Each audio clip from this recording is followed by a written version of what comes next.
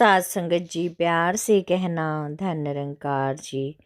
सात संगत जी, अक्सर देखा जाता है कि जो भी सात संगत जी हमारे साथ घटनाएं घट जाती हैं, हम उसका बुरा श्रेय देने लग जाते हैं, कोसने लग जाते हैं सात संगत जी। लेकिन हमें ये नहीं पता चलता कि जो भी हो रहा है हमारे अच्छे के लिए होता है। हमें पहचान बाद में आती है।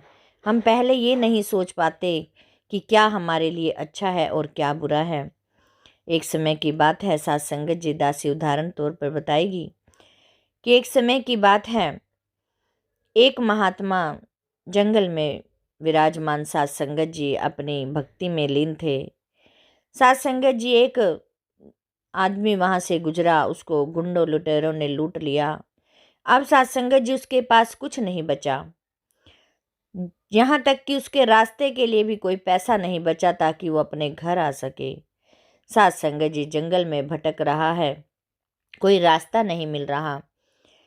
तभी सात संगत जी एक वहाँ पर जंगल में जो बैठे थे महंत जी, उनके पास गया कि कोई शायद उपाय मिल जाए। उनके पास जाके अपनी सारी घटना बताई। कहने लगे कि मेरे साथ ऐसे लुटेरे ने लूट लिया है। तो वो कहने लगे कोई बात नहीं, जो होता है अच्छे के लिए होता है। सात संगत जी जब उन्होंने इतना कहा, एकदम वो गुस्से से हो पड़ा आदमी। कहने लगा कि एक तो मेरा नुकसान हो गया, मुझे लुटेरों ने लूट लिया, और आप हो कि आप यही कह रहे हो कि जो भी होता है अच्छे के लिए होता है। सात संगत जी उन्होंने कहा कि मैं तो जो भी कह रहा हूँ वो अच्छे के लिए ही कह रहा हूँ, इसमें तो कोई बुरी बात नहीं है। तो वो कहने लगा कि कैसे कह सकते हो कि ये अच्छे के लिए है। तभी उन महंत जी ने सात संगत जी एक उदाहरण तौर पर उनको एक कहानी का रूप दिया। कहने लगे कि एक किसान और किसान की बीवी और एक छोटा सा बच्चा रहता था, जो कि 7-8 साल का बच्चा था। खेतों से अपना गुजारा अपना कर रहे थे। तो सात संगत जी वहां पर एकदम एक समय की बात कि वहां पर बाढ़ आ गई। बाढ़ आने के बाद उसका सारा कुछ तहस नहस हो गया, घर बह गया। अब सात संगत जी वो तीनों ही एक टिब्बे पर बैठे हैं कि कोई हमें बचाने आएगा। और सात संगत जी इतने में ही वो किसान अपनी बीवी से कहता है कि ये हम तो लुट गए, हम तो बर्बाद हो गए, अब हम कैसे गुजारा करेंगे, हमारा तो कुछ नहीं बचा, और रोने लगा। सात संगत जी उस छोटे बच्चे ने पिता का हाथ थामा और कहने लगा कि पिताजी जो भी होता है अच्छे के लिए होता है। यहाँ भी सात संगत जी उसके पिता गुस्से से लाल पीले हो गए। कहने लगे कि तुझे शर्म नहीं है, तुझे अकल ही नहीं है, इतना बड़ा नुकसान हुआ, इतना सब कुछ, घर गया, खेत गए, सब कुछ गया, और अब भी कह रहा है कि जो भी होता है अच्छे के लिए होता है। सात संगत जी उसकी बात सुनकर पिता तहस नहस गुस्से में आ गया, और सात संगत जी उसको कहा कि तू यहाँ से चला जा, मेरी आंखों के आगे मत आ। सात संगत जी इतना जब पिता ने गुस्सा किया, पिता बच्चे को क्रोध आया, बच्चा वहां से 2 जोड़े अपने कपड़े उठाए और घर छोड़कर चला गया। सात संगत जी जैसे ही घर छोड़कर गया, पीछे से इन्होंने बहुत ही परेशानियां हुई, ढूंढा उसको, लेकिन सात संगत जी बच्चा नहीं मिला। अब सात संगत जी पानी थोड़ा कम हुआ, खेती बाड़ी फिर थोड़ी शुरुआत की, घास फूस की झोपड़ी बनाई। सात संगत जी झोपड़ी बनाकर उसमें रहने लगे। अब सात संगत जी उनके पास खाने के लिए भी कुछ नहीं था कि कुछ खा सकें। इधर मांगा उधर मांगा, सात संगत जी मांगते हुए अपना गुजारा करने लगे, क्योंकि सात संगत जी फसल तो एक ही दिन में तैयार नहीं होगी। अब सात संगत जी जब तक फसल हुई तब तक इनको बहुत ही मुश्किल दिन देखने पड़े। एक दिन सात संगत जी किसान खेत में गया और वहां देखा कि खेती बाड़ी भी अच्छी नहीं हुई, क्योंकि सात संगत जी वो जमीन इतना पानी ले चुकी थी कि सात संगत जी उसमें जमीन में खेती बाड़ी भी अच्छी नहीं हुई। तो सात संगत जी किसान परेशान हो गया और कहने लगा अपनी पत्नी को आकर कि मेरे तो खेत से भी गुजारा नहीं चलेगा, क्योंकि उसमें भी इतनी अच्छी नहीं हुई खेती बाड़ी, उसमें भी अनाज अच्छा नहीं हुआ। अब मैं तो बहुत परेशान हो गया हूँ। इसके ऊपर उसकी पत्नी ने भी यही कह दिया, जो होगा अच्छा ही होगा, आप टेंशन मत लो। सात संगत जी पत्नी को भी गुस्सा किया। सात संगत जी पत्नी के बहुत समझाने के बाद उसने कहा कि आप ऐसे क्यों नहीं करते कि अब आप कहीं किसी के यहाँ नौकरी ढूंढ लो और मैं भी साथ में किसी के बर्तन वगैरह करके अपना गुजारा कर लेंगे, क्योंकि गुजारा तो करना ही है। इधर से सात संगत जी बेटे के लिए परेशान, इधर से अपनी रोटी के लिए परेशान। बहुत ही परेशान होने के बावजूद सात संगत जी उस किसान को लगा कि आप ठीक कह रहे हो, तो मैं चला जाता हूँ। सात संगत जी अब सात संगत जी उसने यही किया कि जब वहाँ पर नहीं हुआ तो सात संगत जी अब पास के ही शहर में सात संगत जी किसान गया। वहाँ पर एक बहुत ही शाहूकार आदमी बैठा। उसके पास जाकर कहने लगा कि मेरे बहुत बुरे दिन चल रहे हैं, मेरे पास कोई काम नहीं है, आप मुझे क्या कोई काम दे सकते हो?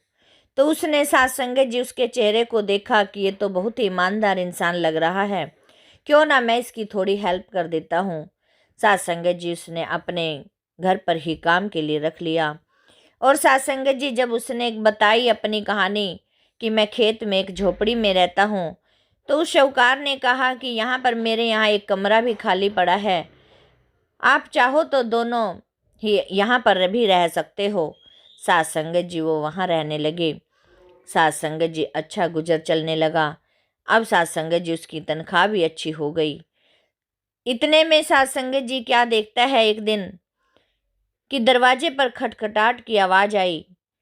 बाहर खोलने के लिए आया, देखा तो एक बड़ा सा बच्चा, लंबा सा, जिसने इतना बड़ा बैग और एक अटैची लिए हुए हाथ में खड़ा है। बच्चे को पहचान नहीं पाया और वो भोले स्वर से देखता जा रहा है। सात संगत जी इतने में बच्चा बोला, पिताजी मैं आपका ही बेटा हूँ। सात संगत जी इतना उसको देखकर आश्चर्यचकित हुआ कि ये तो एक बड़ी ही रईस लड़का लग रहा है, जो कि गाड़ी में भी आया है। तभी सात संगत जी उसको अंदर बिठाया और कहा, तभी बच्चे ने फिर से कहा, पिताजी मैंने उस दिन भी कहा था कि जो भी कुछ होता है अच्छे के लिए होता है।